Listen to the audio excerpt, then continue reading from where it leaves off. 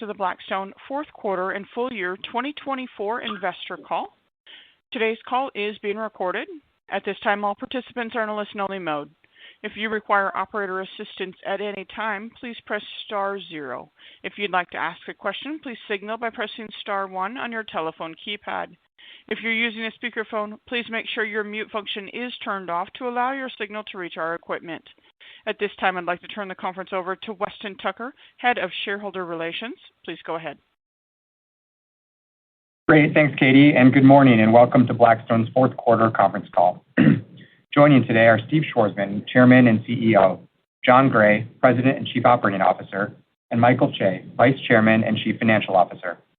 Earlier this morning, we issued a press release and slide presentation, which are available on our website. We expect to file our 10-K report later next month. I'd like to remind you that today's call may include forward-looking statements which are uncertain and may differ from actual results materially. We do not undertake any duty to update these statements. For a discussion of some of the factors that could affect results, please see the Risk Factors section of our 10-K. We'll also refer to non-GAAP measures, and you'll find reconciliations in the press release on the shareholders page of our website. Also note that nothing on this call constitutes an offer to sell or a solicitation of an offer to purchase an interest in any Blackstone fund. This audiocast is copyrighted material of Blackstone and may not be duplicated without consent. Quickly on results, we reported GAAP net income for the quarter of $1.3 billion. Distributable earnings were $2.2 billion, or $1.69 per common share, and we declared a dividend of $1.44 per share, which will be paid to holders of record as of February 10th. With that, I'll turn the call over to Steve. Thank you, Weston, and good morning, and thank you for joining our call. Blackstone just reported one of the best quarters in our history. Distributable earnings increased 56% year over year to $2.2 billion, as Weston mentioned, underpinned by record FRE. Our limited partners entrusted us with $57 billion of inflows just in the fourth quarter and $171 billion for the year, reflecting strong momentum across the institutional, insurance, and private wealth channels. Of particular note, we raised $28 billion in private wealth in 2024, including $23 billion in the perpetual strategies, nearly double. Repeat that, nearly double what we raised from individuals in these strategies in the prior year. All signs point to further acceleration in 2025. After quarter end in January, we raised an additional $3.7 billion for our private wealth perpetuals, including the launch of our new infrastructure vehicle, representing a powerful affirmation of our unique position in this channel. We believe our $260 billion private wealth business is multiples the size of our next largest competitor. Largest single contributor to the firm's financial results in the fourth quarter was our dedicated infrastructure strategy, BIP, which generated $1.2 billion of fee revenues. BIP has delivered remarkable investment performance since inception only 6 years ago, including 17% net returns annually for the commingled strategy. This performance has fueled exceptional growth, with AUM today of $55 billion, up 34% just in the past year alone. BIP anchors a broader infrastructure platform of the firm that exceeds $120 billion across equity, credit, and secondary. In a relatively short period of time, we've established one of the world's largest infrastructure businesses. Our success in this area is a powerful illustration of how we build an enduring leading business at Blackstone. It reflects the same blueprint for how we've been able to grow from $400,000 in startup capital in 1985 to more than $1.1 trillion of AUM today, the largest alternative asset manager in the world, and why I believe we will continue to achieve strong growth in the future. It starts with innovation as a core competency of the firm, as we're always working to identify the next paradigm shift in the market. We evaluate whether we can create something truly differentiated for our limited partners, whether the opportunity can be scaled significantly, if we have the right team to lead it, drawing upon the firm's deep well of talent. Importantly, any new area also add to the firm's intellectual capital and create synergies with our other businesses to make the rest of the firm better. We had carefully considered infrastructure as a standalone business for a number of years. We've been investing successfully in energy infrastructure projects for over a decade, both our private equity and credit funds, which along with our extraordinary real estate franchise, made infrastructure a natural extension as a new business line. In 2017, we saw a historic investment opportunity emerging in the U.S. and around the world, and made the decision to launch a dedicated strategy. We identified a talented individual in our private equity energy area, our partner Sean Flimzak, to lead the new business. We began raising capital in 2018, supported by an anchor commitment from an important limited partner.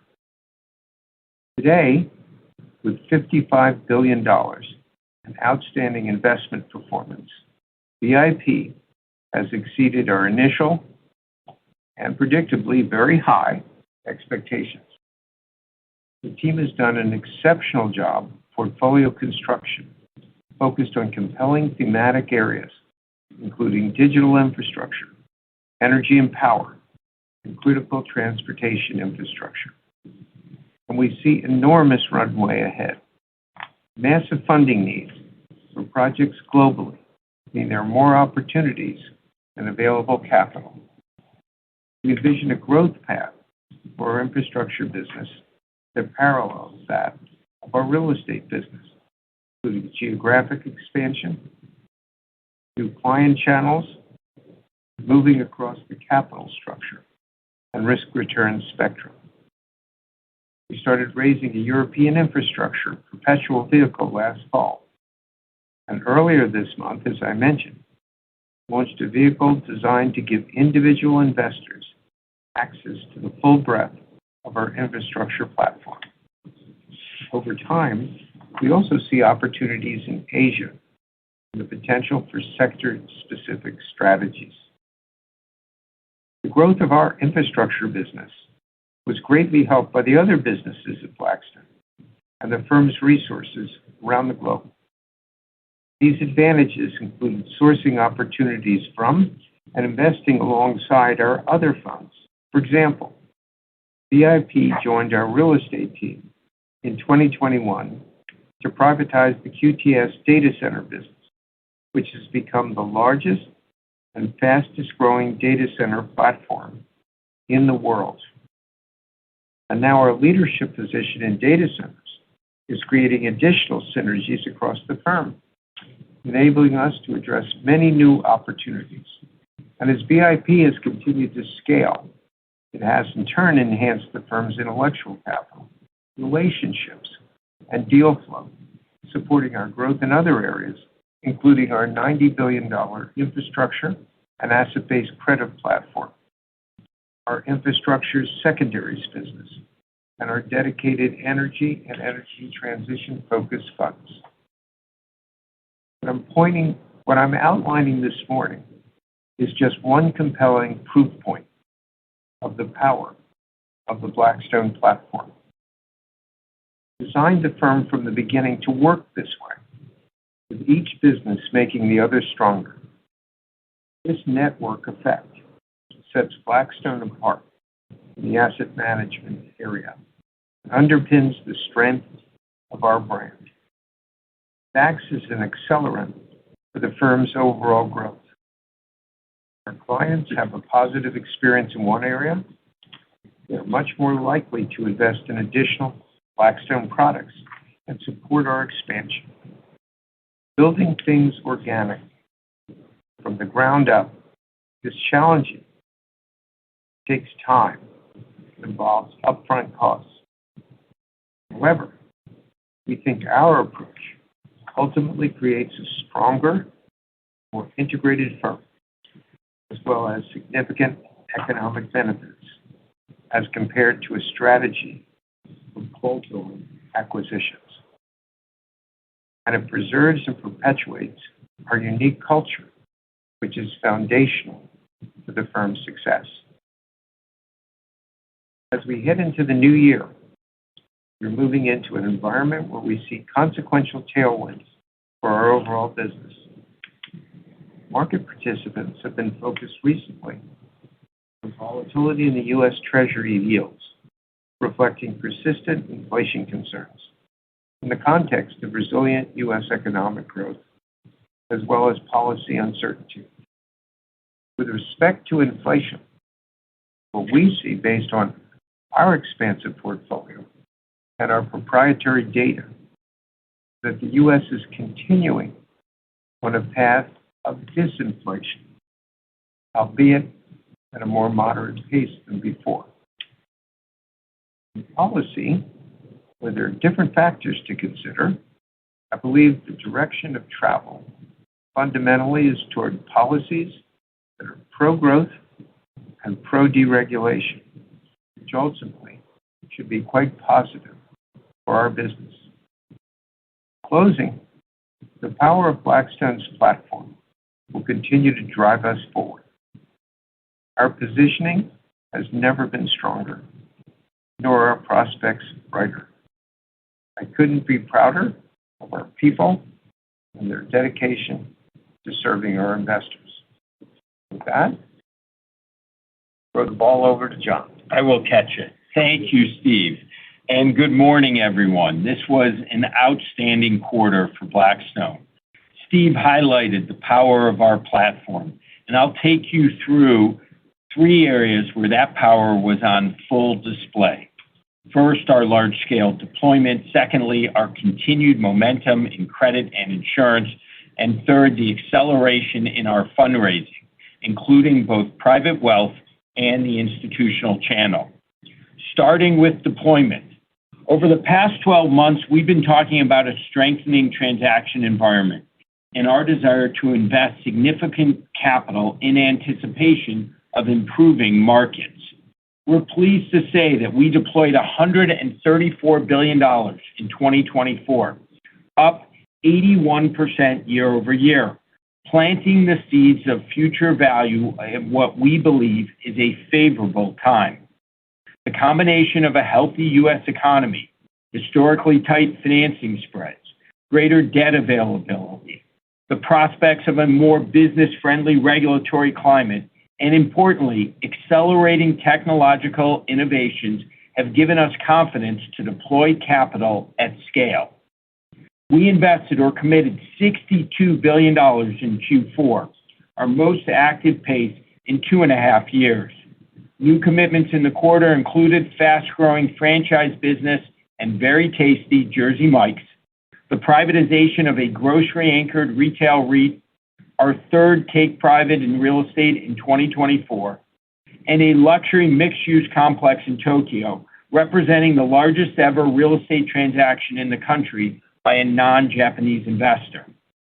In credit, we reported record deployment for both the quarter and full year, including a $3.5 billion financing for EQT Corp, one of the largest natural gas producers in the United States. This venture is an excellent illustration of the scale of what we're doing today in the investment-grade private credit space and our position as a trusted solutions provider to many of the world's leading corporations. We leverage the full breadth of our platform to design a custom solution across the capital structure for the borrower, secured by the long-term contractual cash flows of their critical pipeline infrastructure. For our clients, we provided access to a high-quality, directly originated investment and we executed the transaction, as always, without taking on balance sheet risk. We see a significant opportunity for more corporate partnerships over time, given the scale of our platform and our reputation. Stepping back, our credit and insurance business continues to see huge momentum following a remarkable 2024. We built a private credit juggernaut and the largest third-party business of its kind in the world, with over $450 billion of total assets across corporate and real estate credit. Inflows for the combined platform exceeded $100 billion in 2024, comprising 60% of the firm's total inflows. Our non-investment grade private credit and real estate credit drawdown strategies appreciated 16% and 18% respectively for the year. These are extraordinary results for performing credit, underpinning robust investor interest in these areas. We're also seeing strong traction for our investment-grade private credit offerings, as I noted, and now manage over $100 billion in that area, up nearly 40% year over year, virtually all on behalf of insurance clients. But we are now seeing receptivity from pensions and other LPs as well. In the insurance channel specifically, our business has reached nearly $230 billion, up 19% year over year, invested across IG private credit, liquid credit, and other strategies.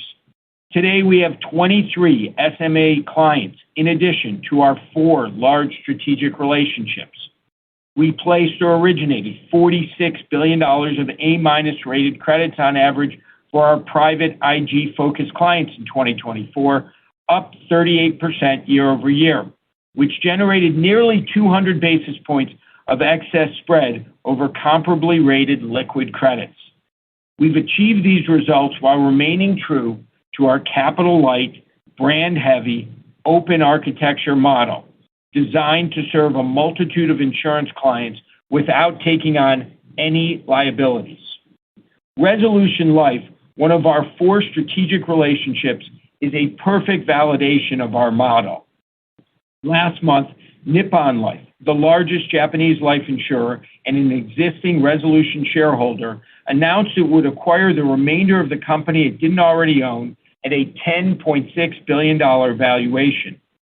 Blackstone had taken a small 6% stake in Resolution in 2023 alongside other limited partners in connection with becoming the company's asset manager for private and structured credit.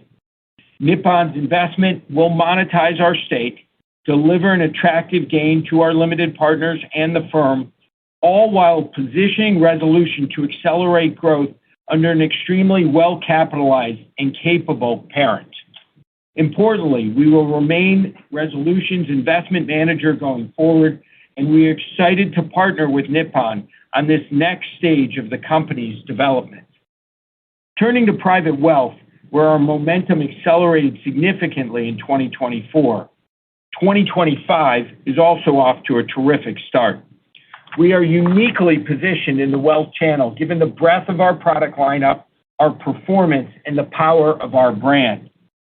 Sales in the channel exceeded $28 billion in 2024, as Steve noted.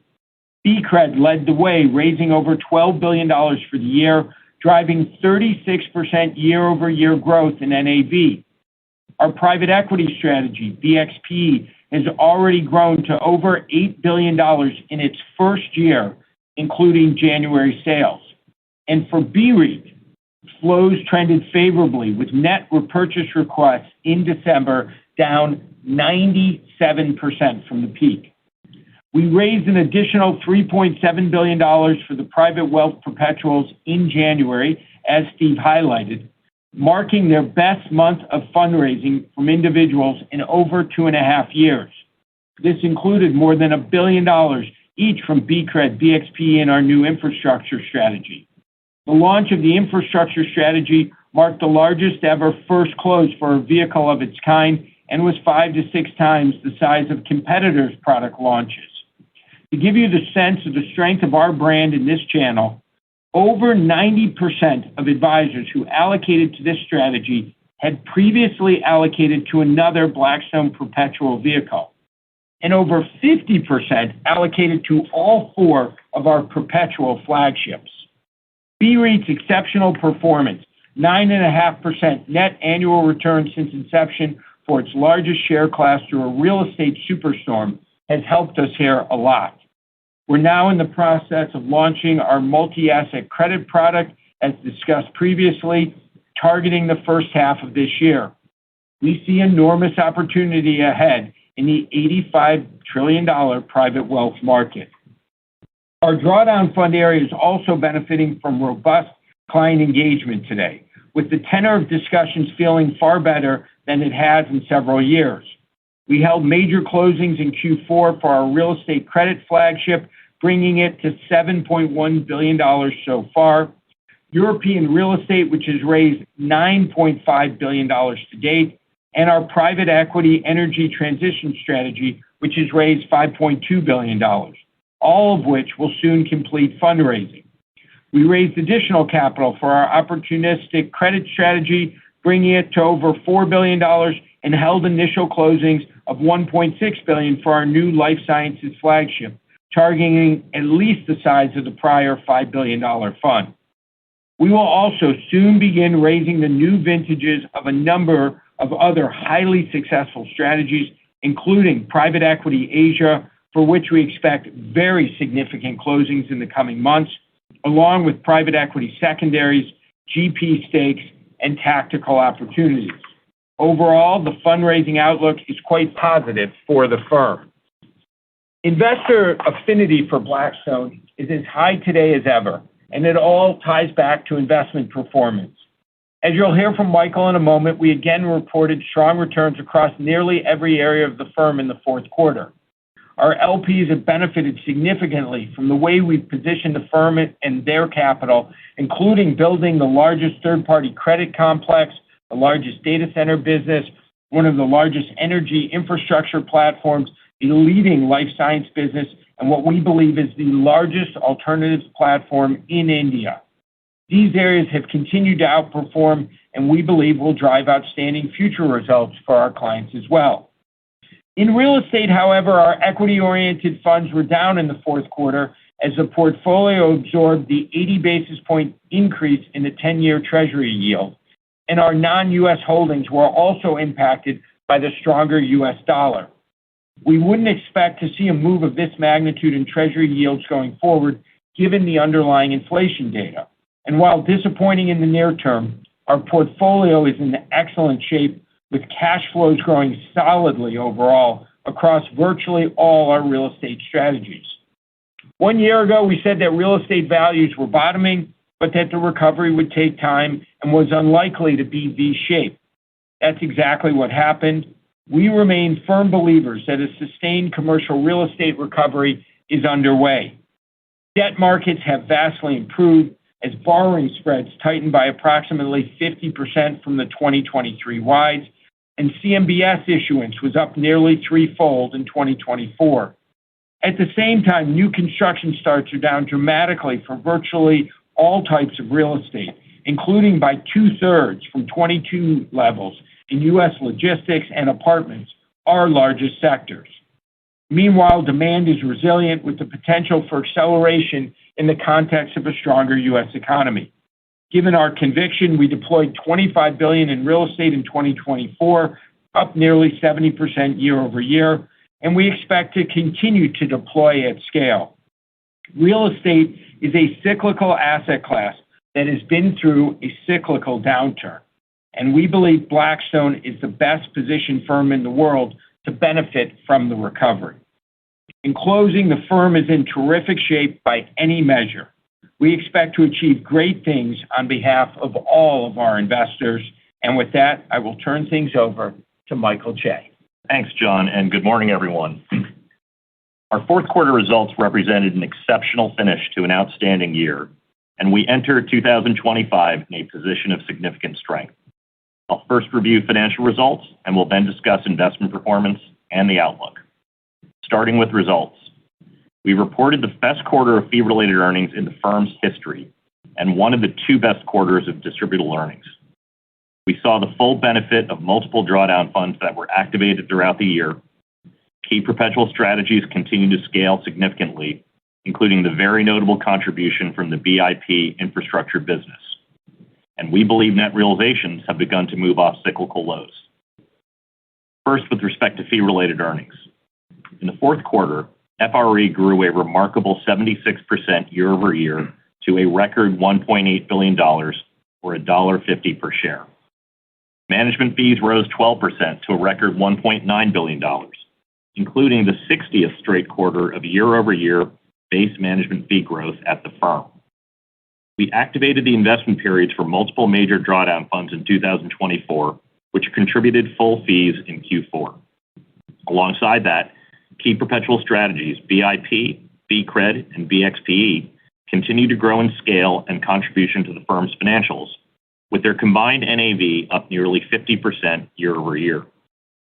Fee-related performance revenues increased more than eightfold year over year in Q4 to $1.4 billion, driven by BIP's major scheduled crystallization event with respect to 3 years of substantial accrued gains, BXP's first significant crystallization event with respect to full year 2024 gains, and the steadily growing contribution from BCRED and our direct lending platform overall, with a 47% year-over-year increase in these revenues for the credit and insurance segment. In terms of distributable earnings, DE grew 56% year-over-year to $2.2 billion in the fourth quarter, or $1.69 per common share. In addition to the strong growth in FRE, net realizations increased 42% year-over-year to $601 million, the highest level in 10 quarters. We executed a number of realizations across both the public and private portfolios in the quarter, concentrated in corporate private equity. These included the sale of public energy positions, along with the IPO and sale of a portion of our stock in an India-based company at a multiple of invested capital of over 5 times, with the stock trading up further since then. In addition, our multi-asset investing segment, BXMA, generated outstanding investment performance in 2024, including the best year for the absolute return composite in 15 years. BXMA crystallizes incentive fees for most of its open-ended strategies annually in Q4, and the segment's performance revenues increased 144% year-over-year to $338 million. Now, turning to the full year. The firm delivered strong results amid a complex external environment in 2024, with robust growth across all key financial and operating metrics. Distributable earnings grew 18% to $6 billion. Fee-related earnings increased 21% to a full-year record of $5.3 billion. Net realizations rose 12% to $1.4 billion, supported by the strong performance in BXMA, and yet another example of the benefits of our diverse business mix. The firm's expansive breadth of growth engines lifted total AUM up 8% to more than $1.1 trillion, another record, with $171 billion of inflows for the year. Inflows, deployment, and overall fund appreciation all accelerated meaningfully in 2024, expanding the foundation of future value.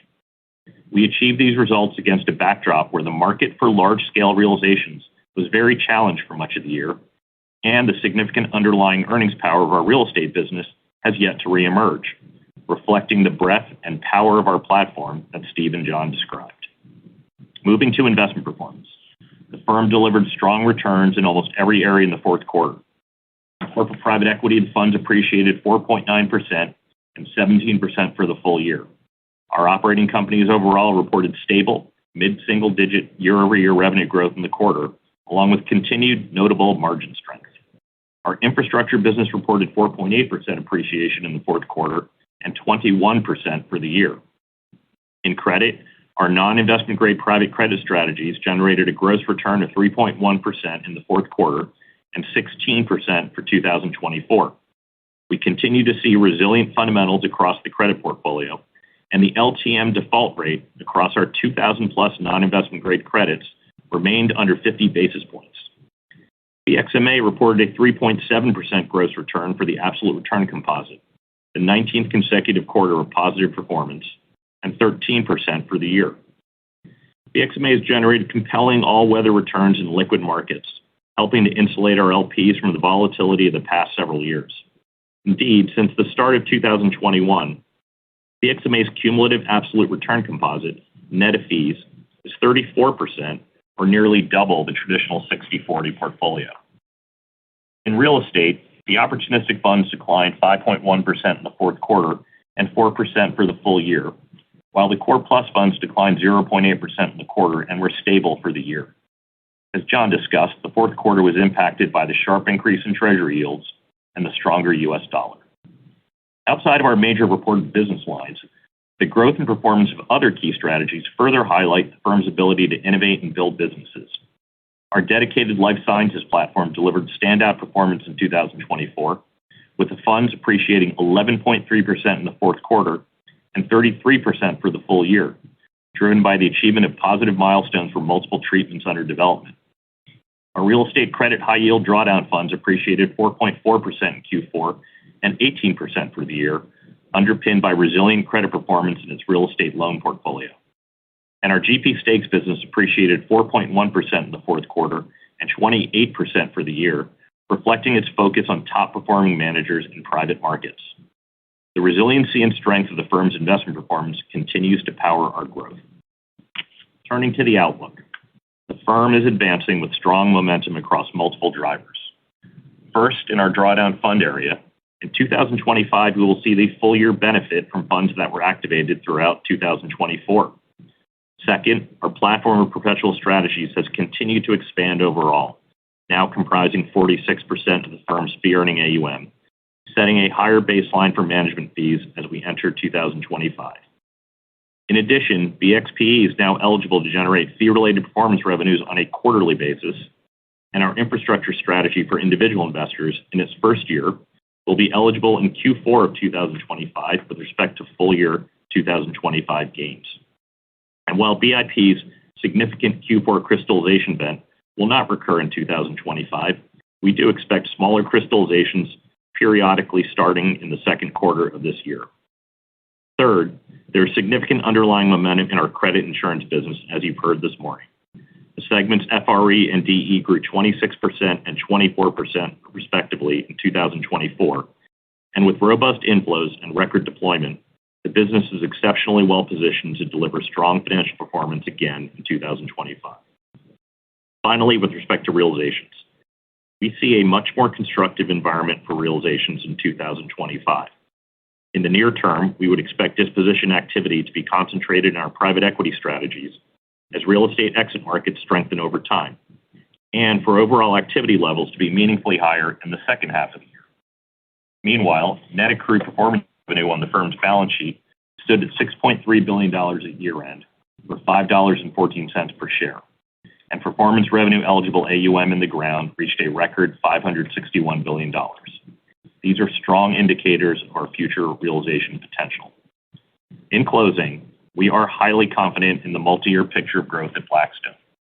The power of our platform has driven extraordinary results for our investors, and we believe it will continue to do so in the future. With that, we thank you for joining the call and would like to open it up now for questions. Thank you. As a reminder, please press star one to ask a question. We ask you limit yourself to one question to allow as many callers to join the queue as possible. We'll take our first question from Dan Fannon with Jefferies. Thanks. Good morning.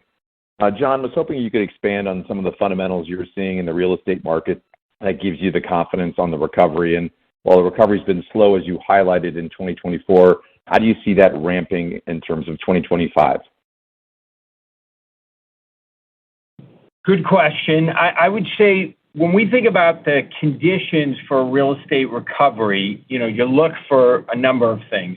First, you obviously want demand, which is tied to economic growth, and we've got a pretty healthy U.S. economy, which leads to demand for logistics and apartments and hotels. So I think if the economy accelerates further, that's certainly a positive.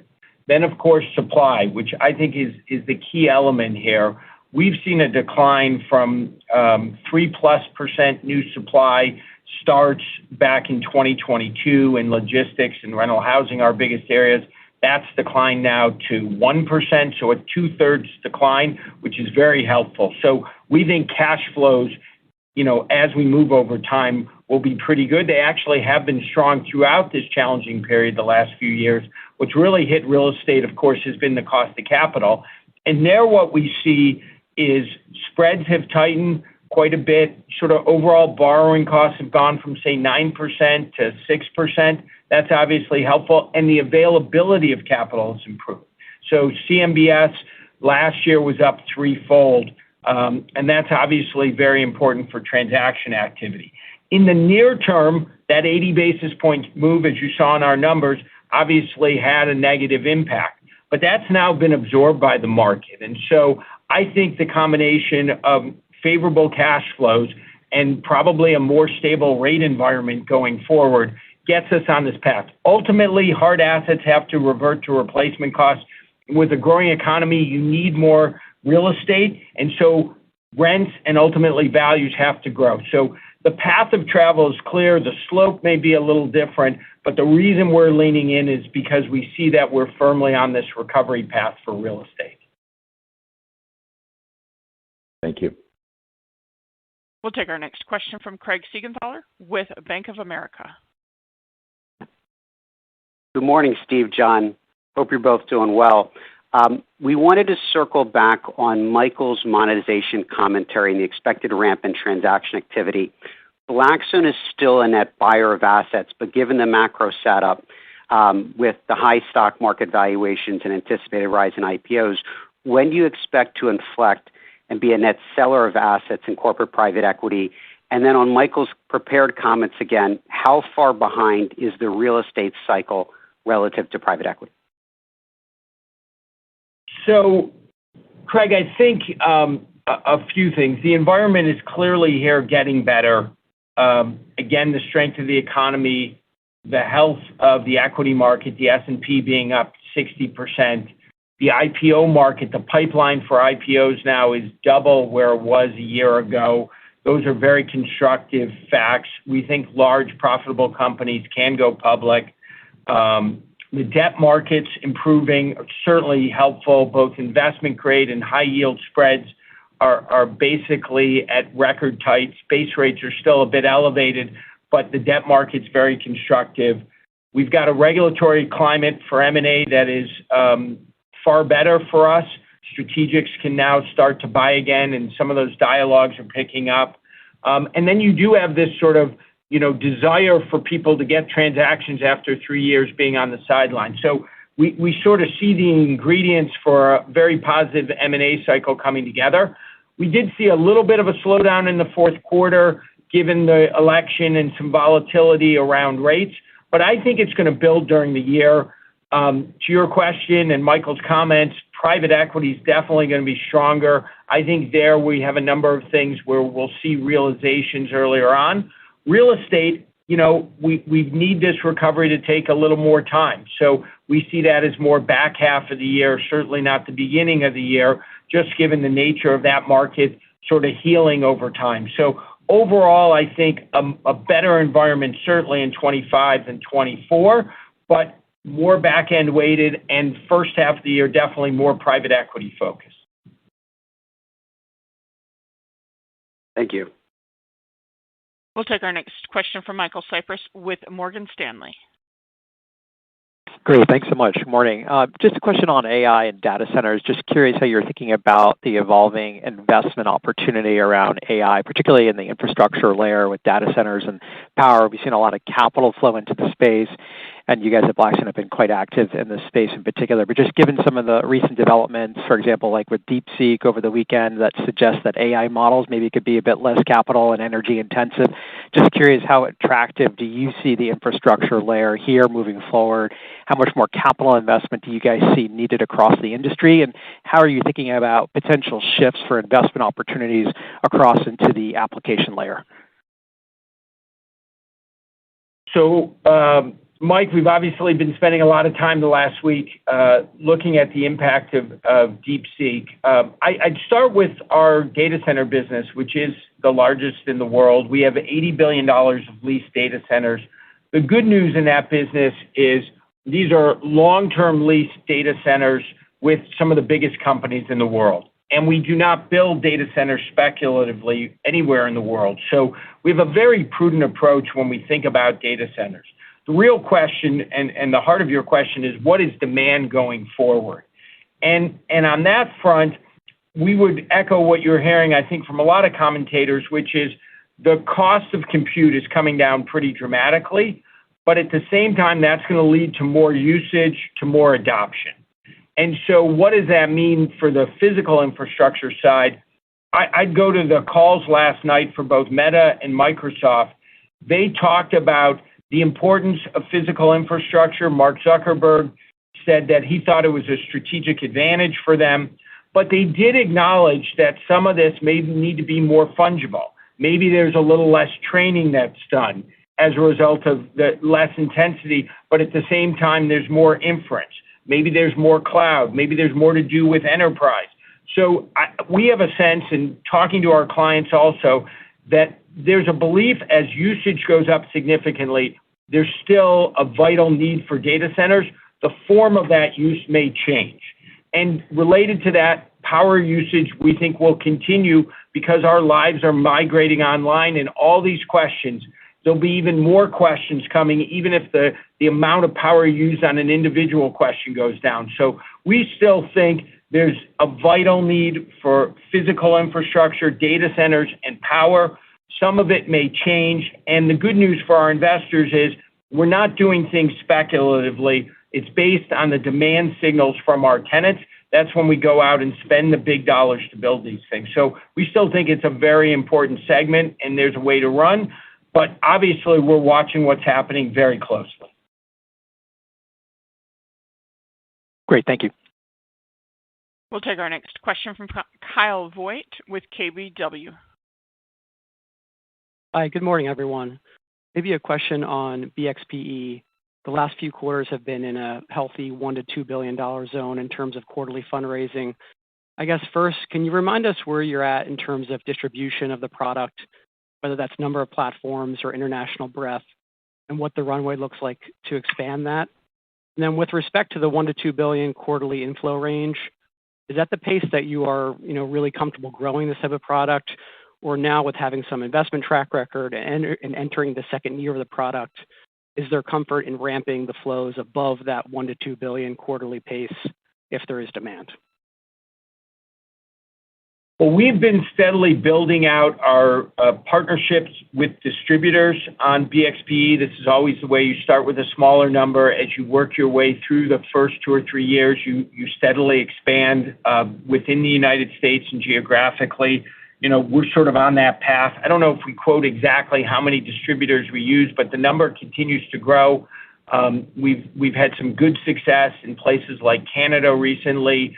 The key for these products is investment performance, and BXP did a terrific job the first year, and the first year is the hardest year because you're just getting the product started. You don't have existing assets. You're sort of going from a standing start. We delivered very strong performance, and it really speaks to, I think, the unique scale we have. We have obviously large-scale corporate private equity. We do it in the U.S., Europe, and Asia. We've got core private equity, tactical opportunities. We've got growth. We've got life sciences. We've got secondaries. The breadth of that platform has allowed us to deploy the capital real time. In terms of where we go from here, we had a terrific month in terms of fundraising for BXP in January, but I think it will be driven by performance. We have the capabilities to deploy more at scale. I feel great confidence at that. I just think we deliver performance. We deliver for the clients. They're going to get more and more comfortable. We're going to open with more distributors, and the product will continue to grow. We've done this in the past with both BREIT and BCRED. We think this is a similar model. But again, we've got to deliver for the customers. We've got to deploy the capital. I've got a lot of confidence in those areas. And given our strength in the channel and our brand strength, it's really powerful. I mean, the fact that 50% of our financial advisors who invested in VX Infra are invested in all 4 of our products just speaks to that powerful network effect. And financial advisors and their underlying clients know and trust the Blackstone name, and that is so important. And so we're dedicated to delivering for them. If we do that, this can grow a lot, just like our other products in the space. Great. Thank you. We'll go next to Bill Katz with TD Cowen. Okay, thank you very much for the commentary. You didn't talk at all about retirement. I know it's an area that the whole industry is sort of incrementally focused on, but you did sort of mention perhaps a more favorable regulatory backdrop. How do you sort of see the evolution of the commentary coming out of your conversations with the regulators as that sort of takes shape into 2025 under the Trump administration? What should we be looking for that opportunity set to potentially open up from a realistic perspective? Well, I guess where we start is the way the defined contributions and retirement business has evolved. And I do think it's created a bit of a sort of haves, have-not environment. So if you think about it, wealthy individuals are able to access our products through financial advisors and get the benefit of strong long-term returns and compounding. If you were an employee at a major corporate sort of pre-2005, you probably have the benefit of a pension fund where people are working hard every day to deliver these returns, allocating to alternatives. If you work at a state pension fund today, you also are getting that same benefit. But for the vast majority of private sector workers in the United States, they are given a 401k plan where, because of the litigation environment, they basically focus on the lowest fees. And it's not about long-term performance. And it would seem highly logical to us that at some point in, for instance, target date funds with the right gatekeepers and controls, picking the right managers, that you would put private assets into this marketplace so individual investors, all individual investors, could get the benefit for retirement. And when you think about who should be in the position to do that, if the regulation changes, Blackstone, given our brand, our performance, the breadth of what we've done, and the range of perpetual products we've created, we seem to be uniquely positioned. So I think this will happen. It's a question of when, and when it does, as I said, I think we'll be in a good spot. It certainly seems logical given the way the market's developed over time, and we really want to democratize access to these products and to higher returns so people can generate more for their retirement. Thank you. We'll take our next question from Glenn Schorr with Evercore ISI. Hi, this is Kaiman Chung in for Glenn Schorr. Some of the insurance companies seem to be looking to do more on their own in private markets. I'm just curious what you're seeing and your expectations of further growth with your insurance partnerships. And also heard your comments about Nippon Life. Just want to get more thoughts on the growth opportunities for insurance and credit in Asia and what else you're doing in that region. Well, I think the biggest change that we've seen in the insurance industry over the last few years is that, moving beyond just commercial mortgages into broader private investment-grade credit has gone from something people saw as novelty to a necessity. And so I think now if you're competing in the annuity space, certainly in the life space, even the P&C companies now are looking at this, that if you can get comparably rated A- credits and get 200 basis points higher spread, that makes you more competitive with your sales organization. And what we're seeing sort of across the landscape is an embracing of this model where they move a greater percentage of their assets into private investment grade credit. And, for us, the reason we're up nearly 20%, we're at $230 billion in insurance, is because of this dynamic. And I would say the number of conversations, the scale of the conversations, it seems to be accelerating. And the other comment I would make is the fact that we have an open architecture model. We are not an insurance company ourselves with hundreds of billions of liabilities. We are not out there selling these products. We're just a third-party manager, the way the liquid managers used to manage liquid credit and still do on behalf of insurers. They see us as an attractive place to allocate capital. We're trusted. And the scale is really important because no insurer wants too much concentration, given their important risk aversion, they need diversification. So what we're finding is there's desire to talk to us on a larger strategic basis. We've got 4 of those clients. We now have 23 SMA clients, which is up 3 from where we were at the end of last quarter. This feels like it's going to continue to grow. It's obviously started in the U.S. You referenced Nippon Life, which is a terrific company. We're seeing Asian insurers who are also open to this idea. So I think there's opportunity there. There's select opportunity in Europe as well. The key, again, is do we deliver performance? Can we deliver them higher returns at the same or lower risk? We believe we can. And as we continue to scale up with our origination capabilities, being able to speak for larger transactions like we did this $3.5 billion EQT transaction in the midstream space, that's going to put us in a better and better spot. So I think you will see this business continue to grow in a material way. And as an aside, as I mentioned in the prepared remarks, we're also seeing interest in investment-grade private credit now from some of our pension and sovereign wealth funds. It's very early days, but it feels like that's going to grow in momentum. But overall, insurance feels like an area where we're going to see a lot of growth in the years ahead, particularly at Blackstone. Thank you. We'll take our next question from Alex Blostein with Goldman Sachs. Hey, good morning, everybody. Thank you for the question. So staying on credit for a second, really strong fundraising across the platform, and it was really well balanced, which is obviously great to see as well. Can you give us a sense of the amount of capital that's sitting on the platform now that's not earning fees yet, that will turn on upon deployment? And I guess in that context, can you talk a little bit about your expectations for credit deployment over the next kind of 12 months or so, and including maybe some of the partnerships, John, that you highlighted earlier? I think you said that you've expanded or trying to expand more corporate partnerships in that part of the business. Well, as the business grows and broadens, as we continue to move beyond, it started, as you know, more opportunistic direct lending, but as we move into this asset-based area, where the penetration from us in the industry is very small, we think this is going to grow a lot.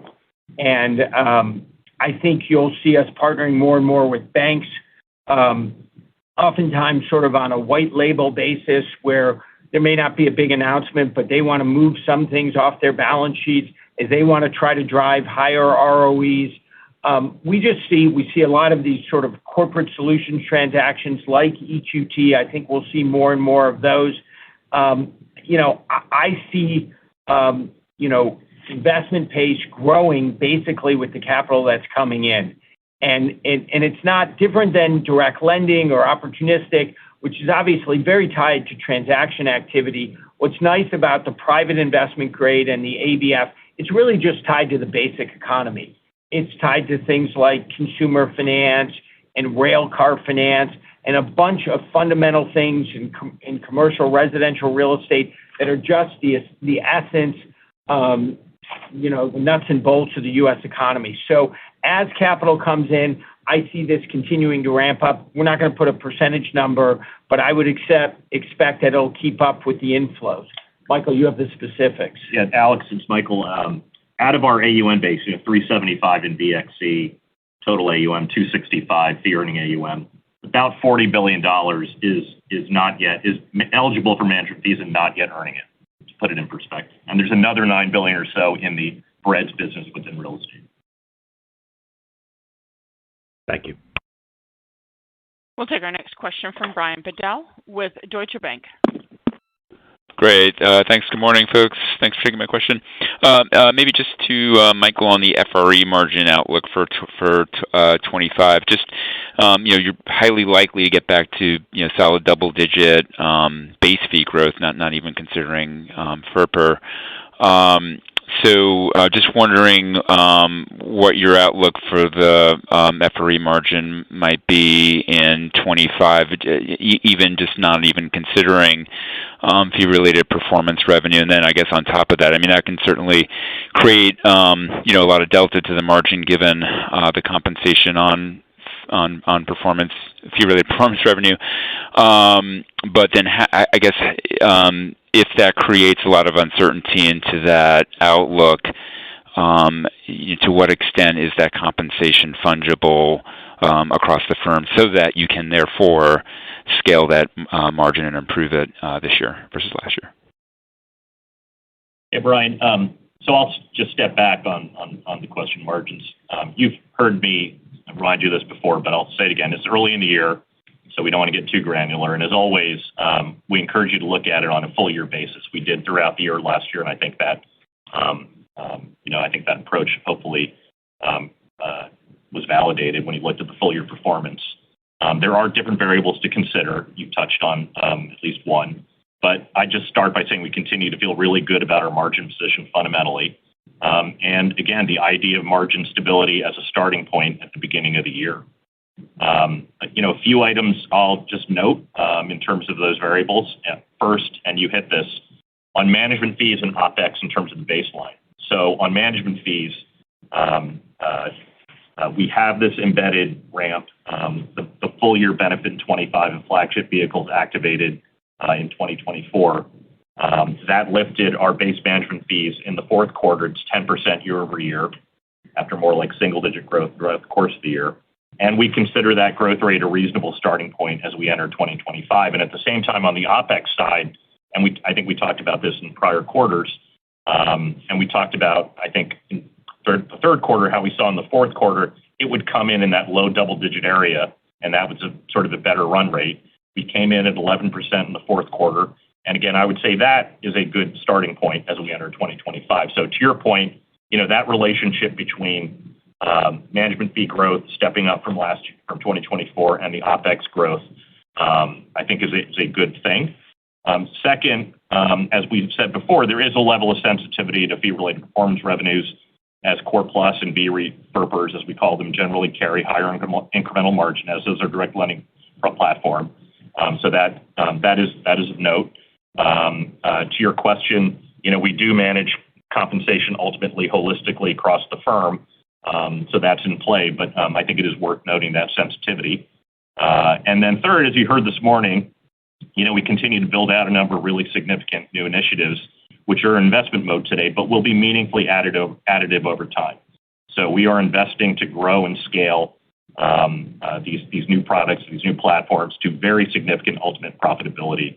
But we are investing to do that in real time. So I just say those are some of the ultimate pillars around this. But again, stepping back, we've got a robust underlying margin position, multiple engines of growth, and ultimately a high degree of control we feel over our cost structure. And this ability to scale products is the key over time. So whether it's in the private wealth space or any other space, being subscale does not lead to, I think, compelling profitability, but we approach it a little differently. Great. Thank you. We'll take our next question from Mike Brown with Wells Fargo Securities. Okay, great. Good morning, everyone. I wanted to ask on the new multi-asset credit fund that is set to launch. I think you said in the first half of this year. I was just hoping to compare and contrast that fund versus BCRED. So the new fund will invest across a variety of credit strategies. So it sounds like it's kind of like a broad exposure to your credit business.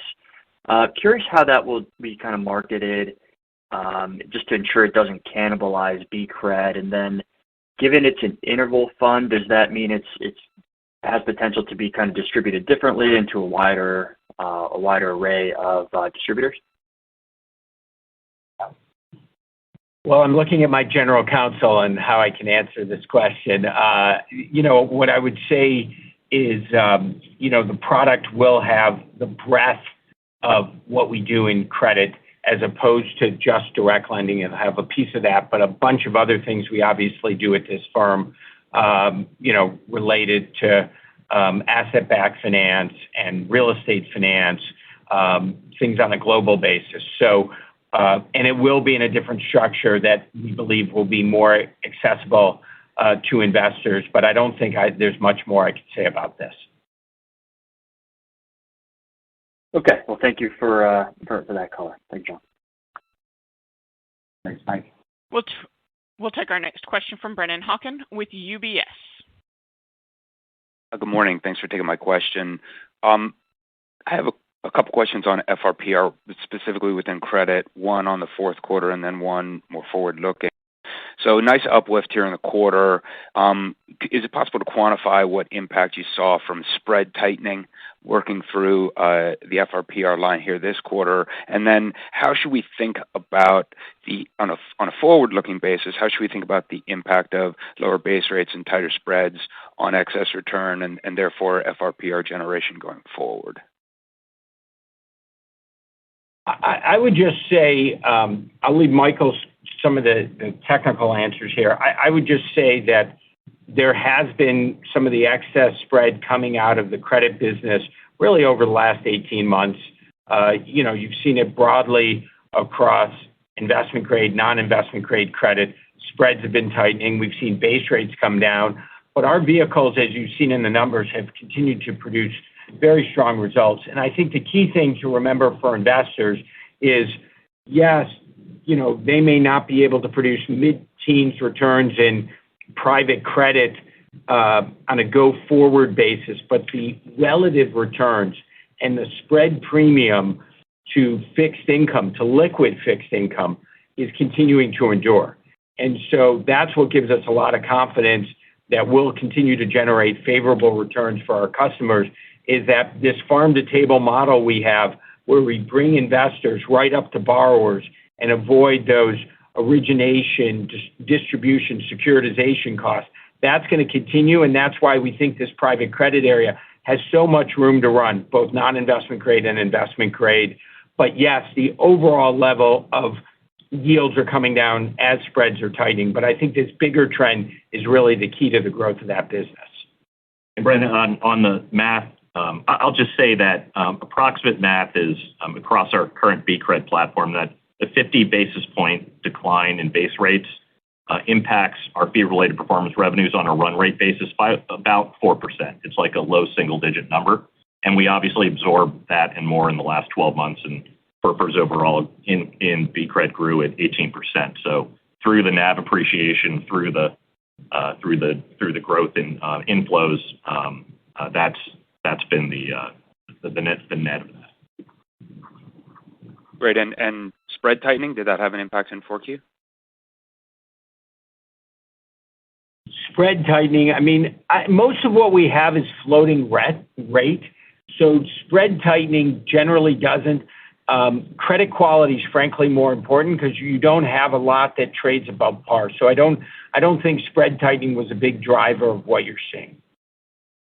Great. Thanks for taking my question. We'll take our next question from Ken Worthington with J.P. Morgan. Hi, good morning. I wanted to dig a bit deeper into the big four insurance relationships, if I could. So maybe setting the stage of the $230 billion, you called out a couple of times in insurance assets, about how much come from the big four. As we think about 25, what are the contractual commitment obligations expected from the big four? And then lastly, given the acquisition of Resolution by Nippon Life, you mentioned, I think, that the IMA remains intact. Does the transaction impact the remainder of the $60 billion of resolution flows expected over the next few years? Great, Ken. Michael, I'll start with your first question on the numbers. We've at the end of 24, across the big four, we had $156 billion of AUM. And what I would say is, I think in virtually every one of our situations, we've been allocated more capital than what was in there, faster than what was in there contractually. That our partners here are extremely pleased with what we've been doing. So the relationship with Corebridge is rock solid, with Resolution, with Fidelity Guarantee, and with Everlake, the former Allstate Life and Retirement business. And what I think is interesting is by making these vehicles more competitive with our work, they're going to continue to grow. And I think having Resolution now owned by Nippon, with their capital and their expertise, this, I think, will be a very good development in terms of the future. So, we view these partnerships and our model as very powerful. As you're seeing in resolution, we'll return that capital. I think it's a good example of what we're doing. We use capital at the beginning of these partnerships. We did back with Fidelity Guarantee. We ultimately recycle that capital, and we continue to stay with these partners long term as they grow their asset bases and we make them more competitive. And so we think this strategic partnership model is working extremely well. We see a bright future for it. We will continue to be the dedicated asset manager for these folks. And as we talked about before, we're not going to do it by taking on insurance liabilities and everything that comes with this. For us, our partners are greatly appreciative of what we're doing, and I actually see accelerating growth with our strategic partners, given what we're delivering for them and their ambitions. Okay, great. Thank you. We'll take our next question from Steven Chubak with Wolfe Research. Hi, good morning. So wanted to ask a question on BREIT. The second derivative on BREIT, gross to net flows, appears to be improving. Now, that being said, given stickier rates at the long end, just wanted to better understand the catalyst for retail allocations into BREIT to increase from here, what the feedback's been from retail partners, and how do you see BREIT flows evolving over the medium term relative to history, given your outlook? Look, it's all tied to performance. I think we did an excellent job navigating the difficult period for real estate, providing liquidity to customers. We've been providing now full liquidity the last 11 months. We've seen this 97% decline in net redemptions. And I think the key to your question is, when does this turn on and become a growth vehicle? And I would tie it to performance. Once BREIT starts showing good performance, the customers have had a good experience. And so what they're waiting to see is a few months of positive NAV growth in a meaningful direction.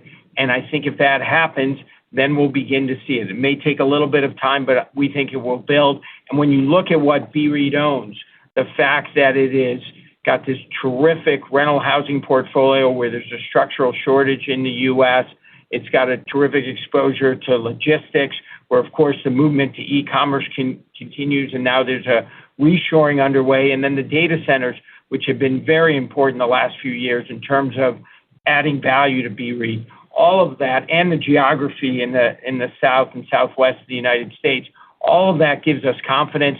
But I think from the investor standpoint, they want to see, a steady number of months of solid performance.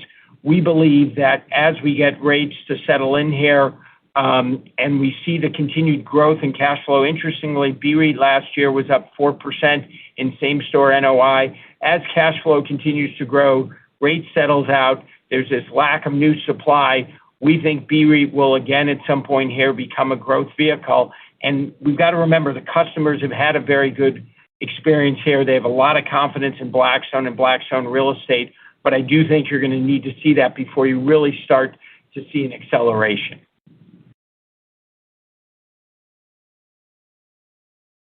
Thank you. We'll take our next question from Ben Bedish with Barclays. Hi, good morning, and thank you for taking the question. I was wondering if you could talk a little bit more about the trajectory, or the potential trajectory for BIP FRPR. I understand you said that I think they should start to pick up in Q2, but as we sort of look back over the last several years, there's been a not insubstantial amount of fundraising quarterly since the beginning of 2022. So just curious if there's anything else you can share in terms of what the shape of FRPR looks like, just given the size of that fundraising and the performance, and any other nuances we should be aware of around the FRPR margin side. It seemed like that came in maybe a little better than expected, but some of it has to do perhaps with the timing of BXPE. Wondering if we could see something like that this year in Q4. Thank you very much. I would just say, and then hand it to Michael, that the momentum in our BIP, our infrastructure business, is extraordinary. When you deliver 17% net in an open-ended format where the capital's invested in the ground, and you build up the kind of portfolio they have in digital infrastructure, in power and energy, and in transportation, you have a lot of happy customers, and so the fundraising momentum there continues to be quite strong, exactly as Steve laid out in his remarks. Michael, I'll hand it to you. And then on sort of the sequencing of incentive fees from here, as I mentioned in my remarks, in Q2, we will realize a more modest but a material amount of incentive fees. And so you can expect in the next 4 quarters in 2025, you won't see infrastructure incentive fees and FERPers in the first and fourth quarter. You'll see a modest amount in the second and the third quarter. As we talked about margins on that, we sort of gave this forward look last year that given the development mode we're in on that, the effective FERPer margin for infrastructure would be a bit lower than the overall firm, and that was the case. Obviously, on very big dollars, so that was a happy event. And I think in terms of looking ahead to Q4 this year versus Q4 this year and what was or wasn't anticipated, not a lot of color to that. Understood. Thank you very much. Thank you. We'll take our next question from Patrick Davitt with Autonomous Research. Hey, good morning, everyone. Thank you. I know there's still a lot of uncertainty on the direction of the new administration's policies, but sure you guys have been running different scenarios internally like others have said they are. So through that lens, curious if you have any initial thoughts on how the in-ground portfolio could be impacted either positively or negatively by more significant tariffs or a trade war. And within that theme, more specifically, give us an update on the invested capital exposure to Europe, Asia, and then specifically China. Thank you. So what I'd say at the headline level, Patrick, is we don't have a lot of businesses who export physical goods at scale to the United States. So I think that's obviously the area at most risk. The other thing I would say is, I think we got to wait and see where this settles. Clearly, tariffs are going to be higher, but, we don't know which countries, which industries, and what the level is. And there seems to be a lot of negotiation. This tariff diplomacy, as we saw in Colombia a week ago, can move pretty dramatically in a short period of time. So I think we have to wait and watch. The good news overall for us is very few of our businesses are really reliant on exporting goods into the United States, the physical goods. And so we just don't see it either in Europe and Asia having a major impact on our business. And then just on the geographic dimension, Patrick, if you step back at the whole firm, so these are sort of gross numbers, but we have heavy, concentration as international and global as we are in the U.S. About 3/4 of our portfolio is in the U.S., and that's a pretty historical level. About 15% or so in Europe, and then a quite modest single-digit amount in Asia. So we're a global firm, but the nature of our business is that sort of more, I think, manageable exposure to non-U.S. markets. Thanks, Patrick. Thank you. We'll take our next question from Crispin Love with Piper Sandler.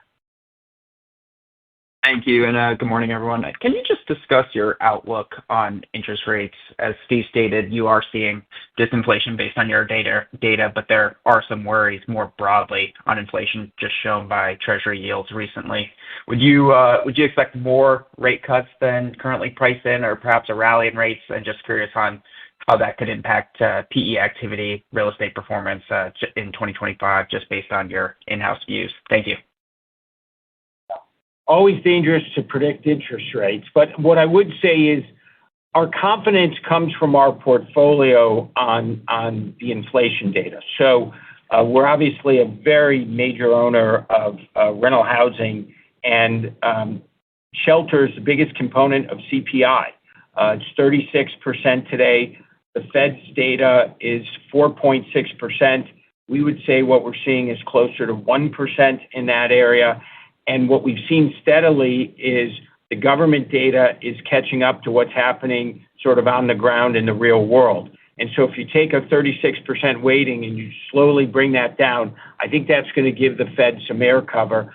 The other thing we'd say right now is in the labor market, we survey our CEOs, and they would say basically, it's the easiest to hire that it's been since the post-COVID period. Wages for hourly workers are at the lowest level at 3.7%. Now it's possible things could change if we get a resurgence in economic activity. But right now, the labor market seems to be in balance, and so that should be helpful as well. As to what the Fed's going to do, I think they have the luxury of being patient. I think the fact that the economy is so strong, they want to see what kind of policies are coming from this administration. I think they're going to wait and see. But I do think the inflation data will generally be supportive. It is showing us inflation continues to come down, although the pace of that disinflation is slower.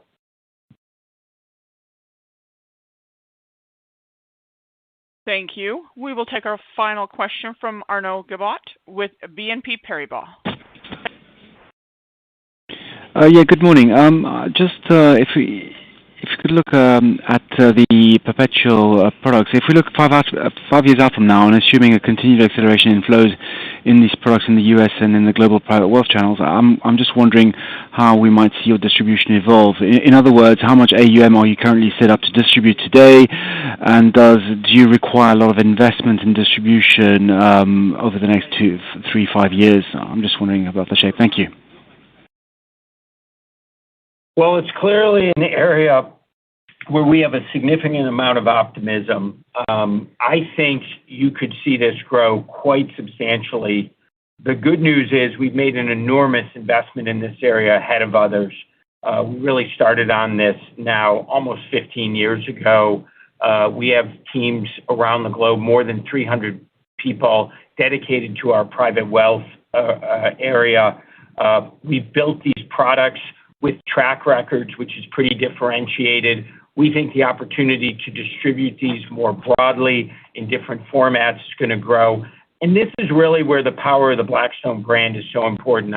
Sometimes it's hard to quantify when you're doing financial models, but our ability to launch new products, to sell to different distribution partners, the fact that we have a differentiated brand that allows us to sell more, to expand on a capital-light basis, all of that is very favorable for our shareholders. We think it's early days in this.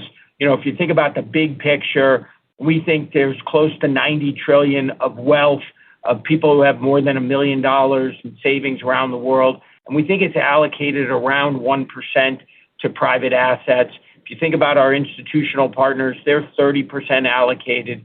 And so we've come out of a difficult period the last 2 or 3 years with this cost of capital shock. People are reemerging, risk appetite's going up, short-term rates are going down, so people are starting to think about moving out of deposits into other assets. And at Blackstone, given the breadth of what we've got and the track record and the investment we've made in people, we think we're really well positioned. So I wouldn't be surprised if this is far larger than it is today 5 years from now. Thank you. With no additional questions in queue, I'd like to turn the call back over to Mr. Tucker Weston for any additional or closing remarks. Great. Thanks so much for joining us today and look forward to following up after the call.